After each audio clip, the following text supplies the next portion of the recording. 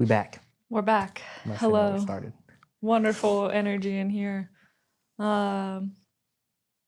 Today we are doing a two-part series. We're kicking it off. Yeah. We're going to kind of get a little Again, educational for yeah. ya. I mean, I feel like we're mostly educational, but sometimes we have fun.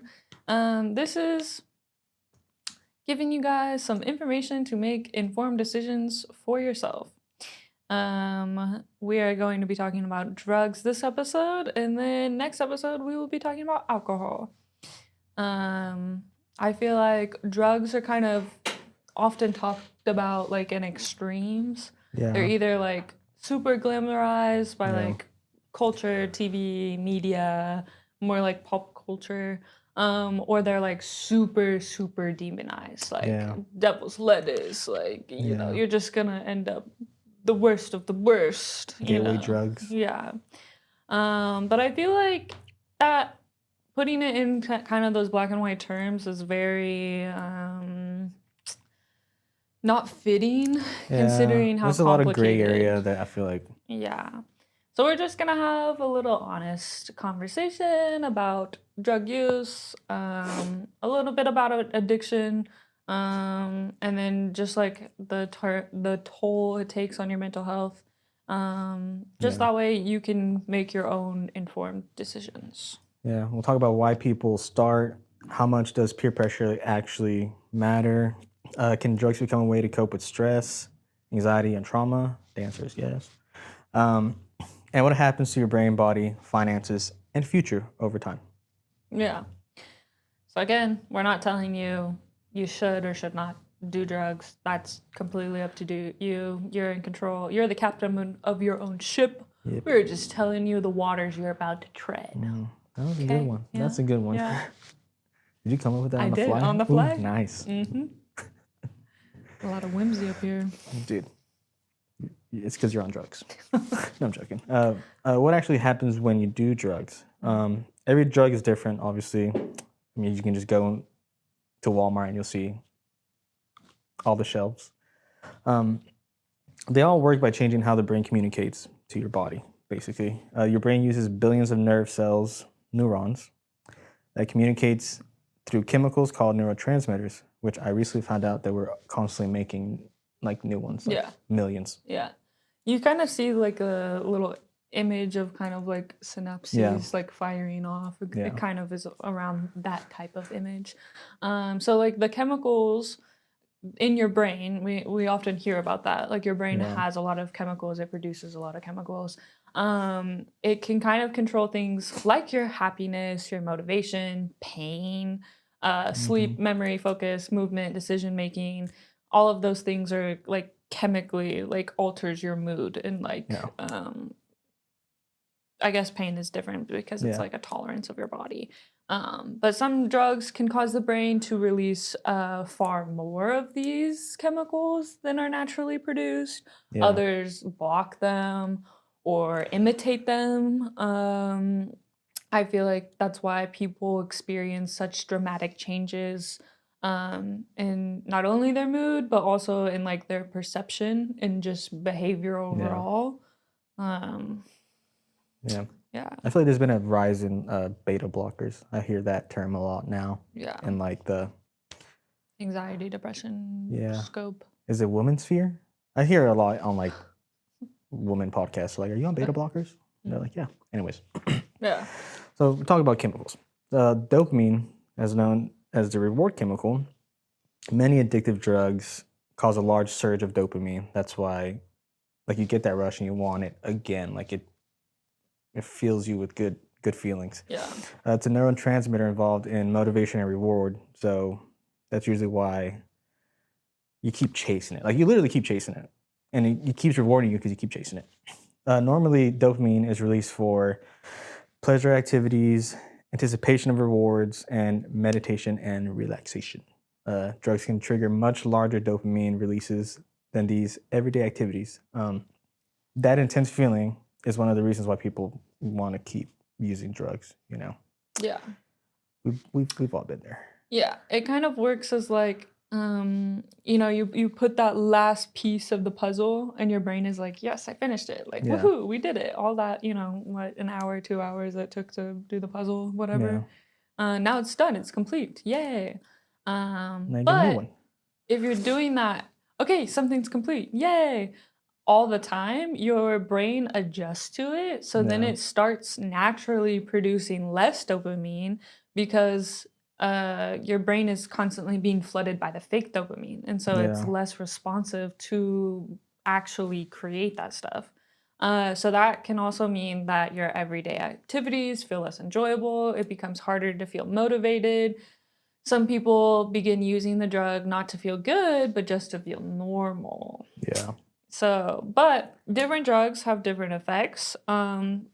Stimulants or like uppers, kind of like cocaine or methamphetamine, it will increase your energy, Yep. raise your heartbeat and your blood pressure, and then it can also reduce appetite.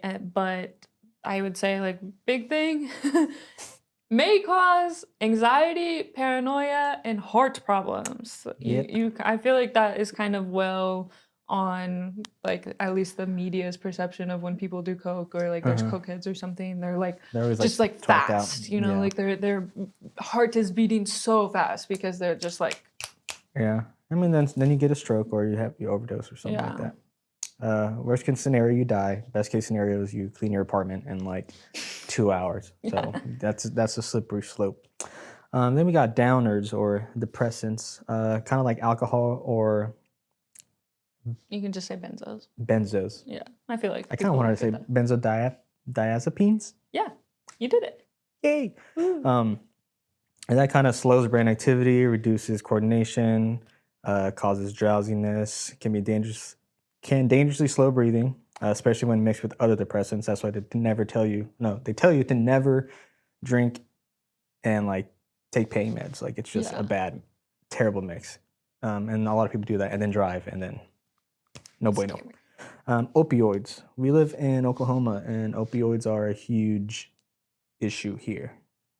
I feel like in the country, honestly, not just Yeah. Oklahoma, but it's bad here too. And that's because they reduce pain. Everybody's hurting some way. Creates feelings of relaxation and euphoria. Slows breathing and carry a high risk of overdose because they can suppress breathing. So like, yeah, that's not good. Well, No. yeah. And then the last one we're gonna kind of talk about is hallucinogens. I feel like those are probably the most fun to see played out on screen. Yes. It will alter your perception, distort time, sound, vision. It can lead to unpredictable experiences, including fear and panic in some people, just because Yeah. it so alters what's going on around you Yeah. that like it's hard to understand what's real. And so there is also Yeah. like notice because we'll talk about it now. Of like the effects of long-term permanent use of hallucinogens are gonna do different things Yeah. than long-term use of all of these other like opioids, Yeah. depressants, and stimulants. Like it's going to have a completely separate long-term effect. Yes. And honestly, just talk to someone who has done Yeah. like, I've met a lot of people in the restaurant industry who they were like, yeah, I was doing LSD at like 13 and I did that. Like that was just what we did after school. And Which I'm is like, insane. yeah. Insane. Yeah.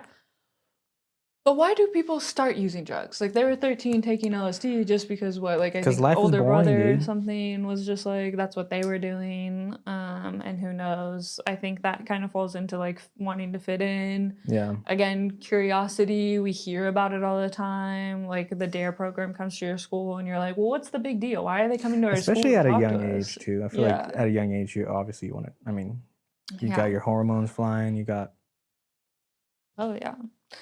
sex, drugs, and rock and roll, baby. Right.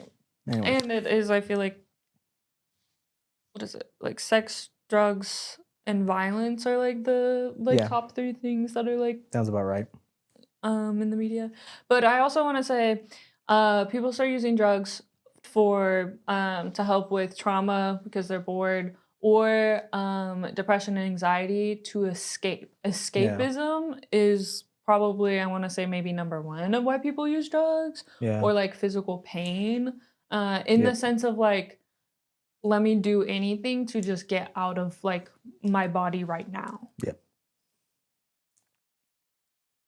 You hit the nail on the coffin with that one. Yeah. Yeah. Oh God.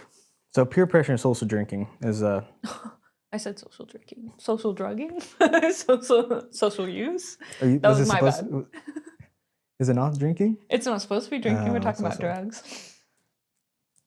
But drinking I is a guess, drug. yeah, It I is a mean, drug. yeah, But yeah, that anyways, is I mean, true. because we talked about downers and Yeah, alcohol was that on is there. true. But I mean, That was. I will say I didn't- feel like peer pressure is probably one of the.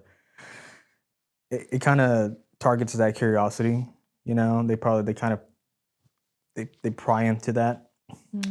Like if somebody tells you something's gonna make you feel good, and you're like, you've never had it before. I mean, I've done it. Yeah. Somebody's been like, dude, that's how I did acid. Anyways, but it's, it's then we got viral trends, music. I mean, there's some music where like it's a drug song, like Yeah. it's a trippy song or whatever. Celebrities talking about, like I said, beta blockers. A$AP Rocky has a song called LSD. Movies, like you were just saying, that one scene in Midsummer where she takes shrooms and like, oh yeah, like that's a beautiful. Like you see that and you're like, dude, I want to experience that. Influencers, like all that. Like, yeah, I do think social pressure mixed with the curiosity, mixed with, escapism, like it's a perfect concoction to why I think people do it. Yeah. Yeah. And then that kind of falls into like people using it to like self-medicate. Yeah. Sometimes people don't use drugs to party. They use them to stop feeling anxious, to try to go to sleep, to forget their trauma, to escape their depression, handle their loneliness, or deal with grief. Again, this is kind of like a temporary band-aid for something that needs more long-term like Solutions. yeah. Yeah. You really gotta, especially with grief, like And that's I feel something you like have to like. I feel like this dig episode is into. really important just because of the country we live in, like America, like the pharmaceutical industry, the drug industry. Like when we say drugs, kind of like what you said in the very beginning, they can either be like kind of, oh, it's just like ADHD medication or like antidepressants, like, oh, like, I'm getting it from a doctor, so it's helping the issue now, but like there's always going to be side effects, and it's good to just be well informed and know that there's different ways to kind of deal with life's issues. Self-medicating, I mean, I've fallen guilty to that too. Like, I think we all do in some sense. Yeah. But what are the short-term and long-term effects? There'd be poor decision making, slow reaction time, anxiety or panic. I feel like that's what everybody's feeling like in America, like constantly, just anxiety, panic, increased heart rate, memory problems, risky behaviors, and ultimately overdose. We've lost a lot of great musicians due to overdose. Like, because I was kind of wondering, I was like, why is that short term? And I'm like, because it happens in an instant. Like you don't. Yeah. You don't really get like a long term. That's not really a thing. It happens kind of quick. Yep. Long term, it affects your brain. It affects your body. For your brain, long term memory problems, difficulty concentrating. Obviously, addiction is something that happens in your brain. Kind of going back to that dopamine. It is a chemical reaction that happens in your brain. Your brain becomes like, oh, I need this pill. I need this line. I need this shot. Nice. I don't know. I was like, maybe there's something else. Shot. But like because that's where I'm getting that increase in chemical. But in your body, I mean, heart disease, lung damage, liver damage, kidney damage, and then all in all, weakened immune system, which kind of is like your frontline defense system. Yeah. Then you got mental health, you got depression, anxiety, psychosis, increased suicide risks. And I feel like, and the funny thing is like, that's the cycle that I feel like we're trying to escape out of. And it just like brings us back to where we started, which is like depressed, anxious, fucking whacked out. And then related, relationships are probably like the collateral damage to drug The price you abuse. pay. Yeah, it's Yeah. like, and then sad, and I've experienced it too. But yeah, you get trust issues, isolation, family conflict, friend conflict. Like it's just Yeah. goes downhill pretty fast. And it kind of keeps you trapped in a cycle. So like you're like, I'm so stressed, I'm so overwhelmed. Let me light up. I don't really know how to do the other drugs. I don't know. Snort up. I don't It's okay. know. I'll help you. And then you get like a temporary relief period. You're like, oh, I feel Yeah. great. I don't have to worry about all that other stuff. And then you come down, and then all that other stuff is still there because you didn't actually deal with anything. You escaped. So then you try again, and then it's just a circle, right? And then if it's affecting your relationships, your mental health, like your body, then it tends to affect your career, your education. So like lost opportunities, you can lose your job just because of like other things, like you're so whacked out you don't remember, you don't set an alarm, or it can lower your performance in kind of anything. Like if you're trying to like work out, or you're trying to study, or you're trying to do anything. And then like all in all, drugs cost money unless you're like, I don't know, in bed with a drug dealer or something. Unless you're like You're paying for that bitch. And so someone spending $20 a day, that's $140 a week, $600 a month, and that is over $7,000 a year. You are basically like that's money throwing down the drain. Yeah. I mean, or in your nose, or in your bloodstream or something. And here at Sense of Direction, where we're kind of a little bit financially focused, we're all about the money. If you just, instead of spending $20 a day on like Cut your waters. drugs, you just put that into an IRA, which again, that $7,000, over $7,000 a year, that's about the max that you need to max out your contributions for an IRA. If you start doing that at 18, you are, and you continue it, guaranteed to be a millionaire by the time you retire. Yeah. So think about that in the sense of like, okay, am I investing in right now for a very quick hit that I know will just help me right now? Yeah. All of my other problems will still exist when I come down. Or do I say, I don't need that quick hit fix. Let me put that, invest it into future me so that I can have a fuck ton more money by the time I retire. And you can buy so many more drugs. No, I'm joking. Exactly. I also know a lot of people who are like, yeah, if I'm alive when I'm like 80, like fucking load me up. I want to try everything because I'm old now. Your heart's no. Yeah, but then you're going out when you go out. I guess you're right. Yeah, I'm just gonna give a grandma some Molly one day and be like, oh, I wonder what that would be in. A stimulant? Is Molly like ecstasy? Stimulant? Yeah. No? Yep. But anyways, addiction isn't a moral failure. So it's kind of just a byproduct of how we kind of react to life in a sense. So much goes into it. It's a medical condition that affects the brain. Recovery is possible. Yeah, so just around like. Yeah, there's always help. Yes. Some things to keep in mind. Drugs affect everyone differently, obviously. You got to know your tolerance if you're gonna do them. Even like Tylenol, like there's a limit. Like it tells you like 4 a day and like stop. Well, so I think this would be okay to kind of go into a little tangent while you wrap up this box. With the drugs affect everyone differently. So like cocaine and like speed can kind of work similarly. And I say speed, and that does kind of sound scary, but speed is kind of the closest to like Adderall. Yeah. And so people who are ADHD, they get prescribed Adderall. Yeah. And so like it kind of works in the same sense of like you need something to kind of like what's help it called focus. when you go like with the paddles to like start someone's heart? Resuscitate? Yeah, it's defibrillator. It almost goes like to their system. They're like, oh, yeah. that's what it means to focus. Yeah. So which would be different than the finance bro who is just like, I'd Doing like to meth in a just fucking- party, like, you know, and be off the walls listening to EDM or something. Which I assume that's what they do. Like, that's why they take coke. I don't know. I watched a show. There was a lot of cocaine. That seemed like what they were doing. Like finance bro, I know there's like a culture of finance bros that like they're twacked out, dude. Like, Yeah. but like that's the thing about like drugs, and you can be a functioning like alcoholic. You can be a functioning. Yeah, you can be a functional drug addict, absolutely.